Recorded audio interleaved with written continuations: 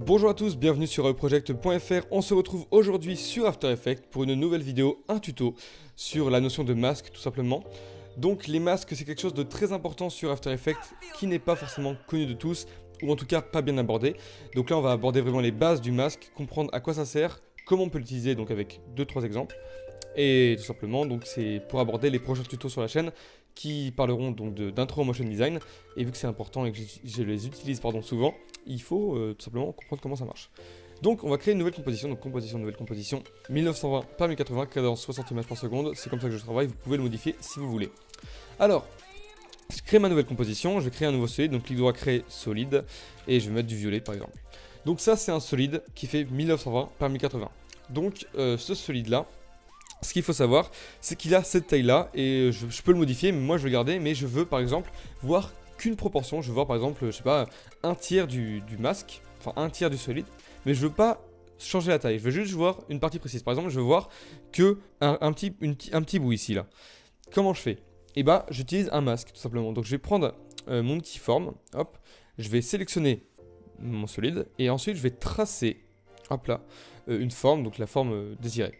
Donc là, j'ai pas créé une nouvelle forme, hein. Il faut bien noter ça, j'ai pas créé une nouvelle forme, j'ai vraiment, en gros, créé une fenêtre dans mon solide qui spécifie After Effects. Ça, tu me l'affiches, le reste, tu t'en fiches et tu l'enlèves, tu passes en alpha. Bien entendu, on peut aussi s'en servir pour l'inverse. Donc c'est-à-dire, cette partie-là, tu me la caches, moi je veux que l'inverse. Donc pour ça, bah, bouton inversé, et comme ça on voit que le reste, on voit pas ce qui a été sélectionné. Donc c'est très intéressant pour beaucoup d'effets en motion design, c'est très intéressant pour par exemple des synthés, des lower thirds qui sont utilisés à la télé. Donc pour des reportages, etc. Si vous faites des reportages, ça peut être très intéressant pour présenter par exemple votre animateur, les personnes qui sont interrogées. En tout cas c'est peut-être mieux qu'un bandeau fixe. Donc ça peut être très intéressant d'utiliser les masques, de savoir les utiliser. Donc pour ça on va voir rapidement deux exemples. Donc on va supprimer tout ça comme je viens de le faire. On va créer un nouveau solide, donc clic droit, créer solide. On va prendre ce coup-ci un truc un peu plus joli, type un jaune comme ça par exemple. Ce sera notre fond. On va prendre une forme, type un cercle, donc outil ellipse. On reste appuyé sur Maj pour faire un cercle parfait. Clic gauche et on tire. Donc là on a un cercle. Je vais le recentrer, donc pour ça j'ai utilisé le script Move Anchor Point, donc script Move Anchor Point. Si vous ne l'avez pas, vous pouvez le télécharger gratuitement. Ça permet donc de modifier le point d'ancrage. Donc là en l'occurrence il est ici, moi je le veux vraiment au centre de l'image, au centre du cercle pardon. Donc là je l'ai au centre, ce qui me permet en fait par exemple, bon, là je vais pas l'utiliser, mais si je fais une rotation, le cercle tourne bien autour de lui-même, hein. Il tourne pas un peu n'importe comment. Je vais lui appliquer un fond, donc fond, hop. Et je vais replacer mon cercle au milieu, donc vu que c'est du 1920 par 1080, mon centre il est en 960 par 540. Voilà, et donc là pour vous montrer comment les masques fonctionnent, j'ai tout simplement créé un deuxième fond qui sera blanc, le faire partir de la gauche et le faire passer au-dessus du cercle, et au moment où le fond passe au-dessus du cercle, le cercle deviendra jaune, mais deviendra jaune vraiment au pixel près. Donc technique assez simple, donc là je vais le faire vraiment en assez grossier pour que vous compreniez, pardon. Donc je vais copier mon cercle déjà. Donc lui déjà je vais le renommer cercle 1 pour qu'on s'en souvienne. Cercle 1. Hop. Je vais CTRL C, CTRL V. Lui appliquer un fond jaune, donc le cercle 2 le mettre en jaune. Hop. Créer un nouveau solide que je vais mettre en blanc. Hop là.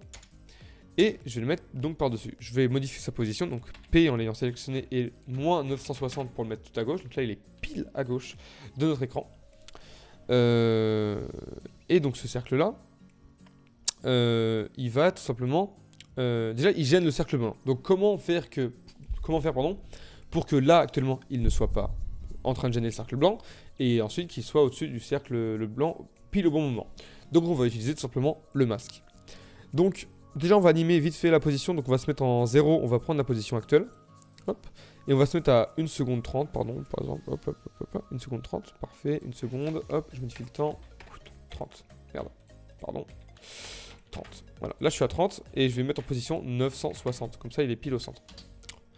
Donc voilà, j'ai bien mon solide qui fait ça. Ensuite je vais sélectionner mon cercle, et je vais faire un masque sur ce cercle. Alors vu que c'est déjà une forme, on ne peut pas créer un masque juste comme ça à la volée comme j'ai fait tout à l'heure.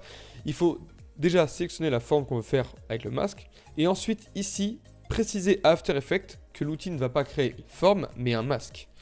Donc ensuite c'est comme tout à l'heure, on sélectionne bien le layer, donc là le cercle. Et ensuite on va créer, donc en partant genre pile là, un masque qui fait quasiment voilà, parfaitement la taille, la largeur de l'écran. Donc ça c'est notre masque, et ce qu'on va faire c'est qu'on va l'animer tout simplement. Donc on va tout simplement se mettre, hop là, à 1 seconde 30. Dire, donc on sélectionne notre cercle, on appuie sur M pour afficher le tracé du masque. On va, hop là, activer le chronomètre à 1 seconde 30 pour dire qu'à 1 seconde 30, le masque ressemblera à un rectangle qui fera la largeur de l'écran. Et on va se mettre à 0 secondes, à 0 image. On va prendre l'outil V, donc sélection, donc V pour être plus rapide. On va sélectionner comme ceci pour pouvoir modifier la position seulement de ces deux encoches là. Parce que en gros si je ne sélectionne pas ça et je sélectionne tout mon masque et je modifie la position entière du masque, ce que moi je veux pas faire, je veux juste modifier ici. Et vous allez comprendre, je sélectionne que ça, hop, et je bouge, voilà, que cette partie là. Et je vais la mettre comme ça, juste au-dessus, en tout cas juste sur la bordure. Voilà. Donc là, ce qui se passe, c'est quand je fais lecture, ouais, il faut juste que je mette ce fond blanc derrière le cercle. Voilà, ce sera parfait. Donc là, vous voyez, quand je bouge, quand le fond arrive, le cercle devient jaune. Et cela au pixel près. Genre, c'est vraiment parfait. Donc vous pouvez ensuite modifier, donc par exemple, les courbes de vitesse, comme ceci. Hop, hop. Pareil pour la position, pour avoir toujours quelque chose de synchrone. Hop là. Et donc là, on reste synchrone, par exemple. On peut activer le flou de mouvement. Mais bon, là, en l'occurrence, c'est pas forcément ce qu'on veut faire vu que c'est parfait. Et donc là, on a vraiment, hop là, je désactive ça, quelque chose de parfait. Donc prévisualisation, hop là, hop là. Donc si on le fait un peu plus lentement, ça rendra mieux. Mais voilà, ce qu'il faut comprendre, c'est que ça nous permet de faire ça. Vraiment une coupure parfaite. Cet effet-là peut être très intéressant en motion design en tout cas.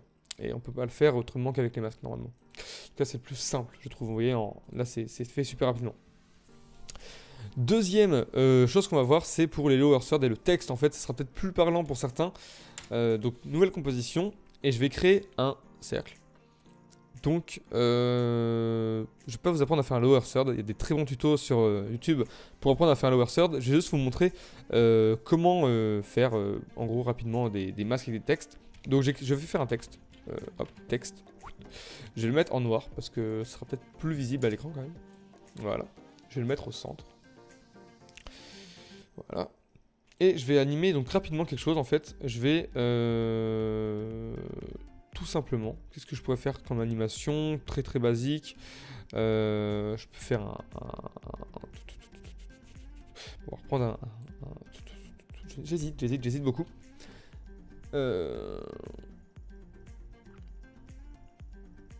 On va faire un truc très très simple. Très très simple. Donc on va prendre un rectangle et on va le faire. Alors là j'ai fait le masque, j'ai pas désélectionné ma forme, mon layer, mon texte en tout cas. Voilà, je vais faire un rectangle comme ça, tout simplement. Je vais le mettre ici. Voilà. Et donc on va pas l'animer beaucoup, hein, on va juste faire ça très rapidement.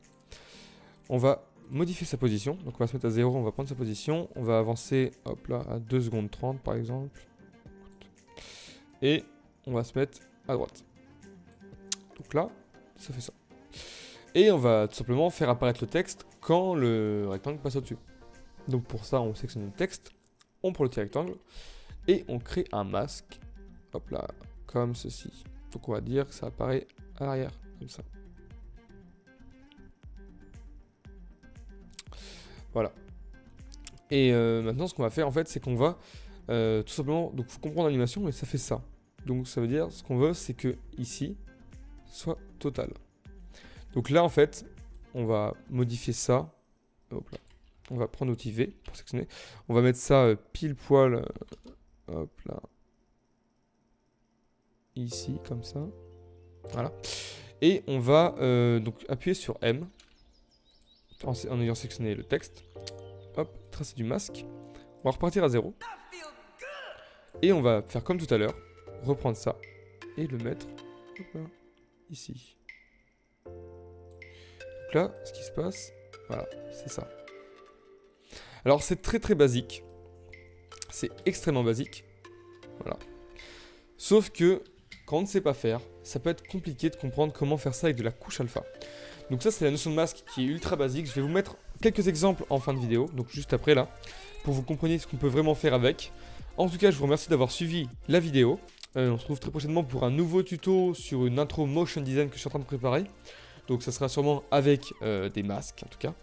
J'espère que vous avez plus compris, enfin en tout cas approfondi vos connaissances dans les masques, ou pour ceux qui débutaient surtout en fait, avaient compris la notion de masque, c'est très important. Là c'était vraiment très basique mais on peut faire des choses incroyables avec les masques. Là c'est vraiment du 2D pour du motion design, mais on peut faire des choses incroyables avec des masques dans la 3D si on fait du tracking par exemple. Donc c'est vraiment incroyable, mais en tout cas il faut comprendre la notion, c'est pas très simple. Donc voilà, j'espère que ça vous a plu. Merci à tous d'avoir suivi la vidéo et on se retrouve donc très prochainement pour une nouvelle vidéo. Au revoir.